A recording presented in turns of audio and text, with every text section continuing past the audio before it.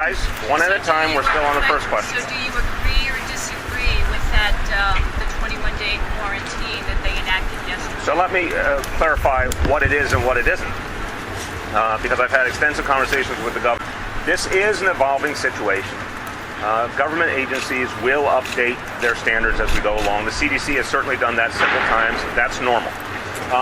The governor made clear in the pronouncement, and certainly in the conversations we've had since, that there is inherent flexibility built into the approach. The two health commissioners, Dr.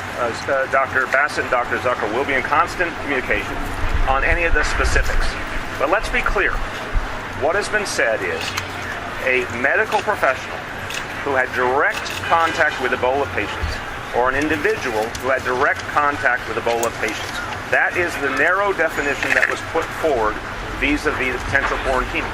That still has to be determined by medical personnel if those qualifications are met. So it really will come down to, and I want to emphasize, there's a lot of things that we as laymen should not assume. The medical professionals, the two health commissioners, will determine how that works in practice in New York State and New York City. Can we get a yes or a no to that question? I just want to ask, as far as Dr. Spencer is concerned, considering that you've gone through the places that he went to while they found out that he was infected, shouldn't he get some of the responsibility? And some people are wondering if he actually was irresponsible about this, considering he wasn't Ebola. I think that's a really inappropriate characterization. Here is a doctor who volunteered to go into what is the medical equivalent of a war zone. This is no different than a soldier who goes into battle to protect us.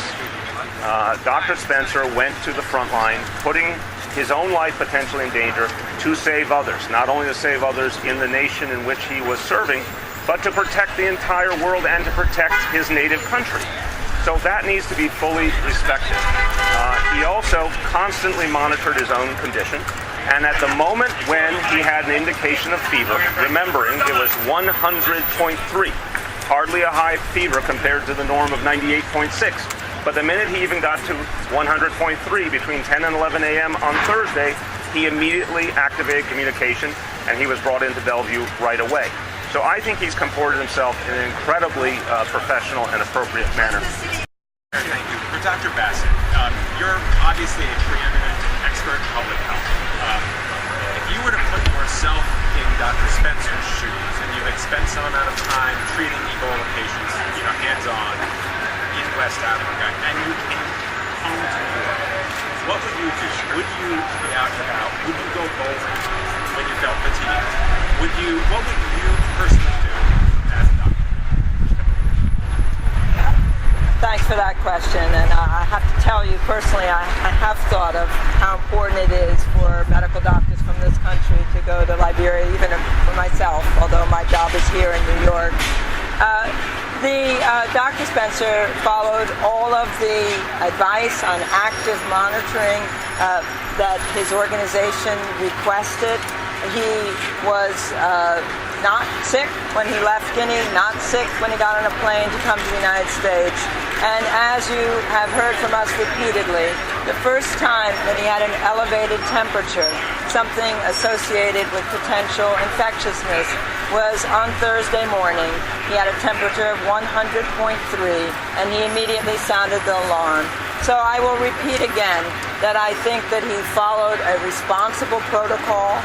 We are confident that we have identified all of the people who were in direct physical contact with him. These are 3 individuals who remain well, but they are in quarantine. They will remain in quarantine for 21 days. But of course, just a follow-up, Doctor.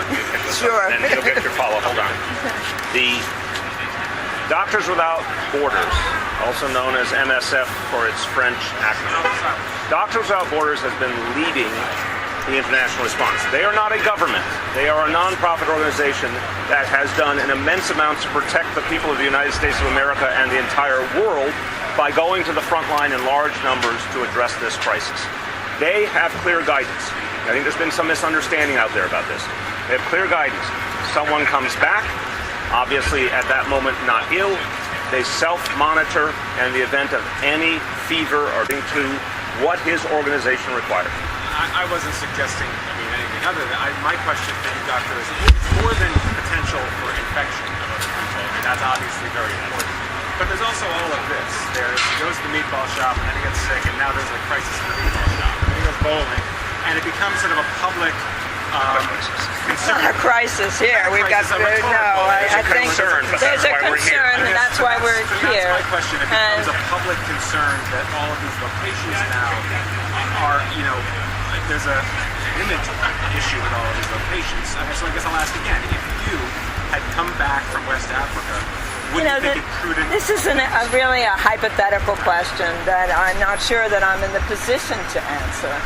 But I will reiterate again that the trigger to concern about contagion to others is the emergence of fever.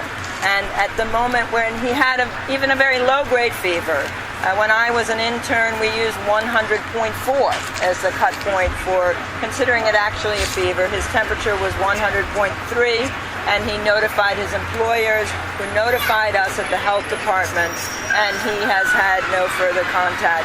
We then unleash our job as being medical detectives and find every single place where he's been, and we try and identify every single person with whom he's been in contact. We have done that.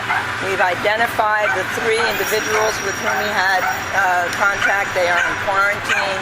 We have visited all of the places that he visited, which we told you about on the very first day that he was diagnosed. This one is one. We came here to verify the story. Was what he said happened here what actually happened? And the answer was yes.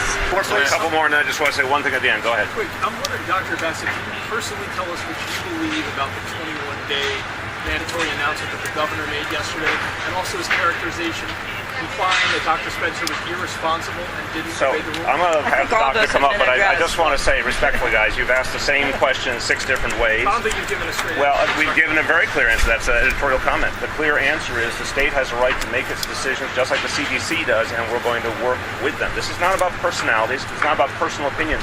This is a crisis in which everyone works together. So I don't think it's about what we think personally. It's about what is going to keep our people safe. Just given that collaboration and given what we saw on Thursday, do you think that there should have been some sort of heads up yesterday from the administration? It's the same question. I think that seems like a different question. Should there have been a heads up? I've said why we are doing as well as we have done is the close working relationship between the city, the state, and I would add the federal agencies as well. Everyone has been in constant contact, prepping together, drilling together, communicating constantly. That works. That's what we need to do. Do we expect that to work perfectly at all times? No, we are talking about human beings in the middle of a crisis, a fast-moving situation. But we are going to do everything we know how to do to keep that close collaboration.